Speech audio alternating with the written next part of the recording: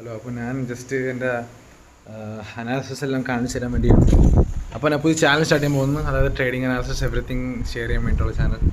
അപ്പോൾ അപ്പം ഞാൻ അടുത്ത യൂറോ യൂസിയുടെ അനാലിസിസ് കാണിച്ചു തരുന്നത്, അതിനുശേഷം ട്രേഡ് ശേഷം അതിൻ്റെ അനാലിസിസ് തന്നെ കാണിച്ചു തരുന്നതാണ്. ഓക്കെ ഗായ്സ്, അപ്പം ഇതാണ് ഞാൻ എടുക്കാൻ ഉദ്ദേശിച്ച ട്രേഡ് യൂറോ യൂസിയാണ്.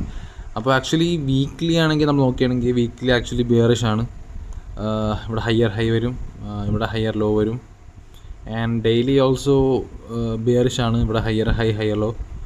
ആൻഡ് ഇപ്പം ഉള്ളത് ഏരിയ ഓഫ് ഇൻട്രസ്റ്റിലാണ്. ഇപ്പോൾ സൂം ചെയ്യാം.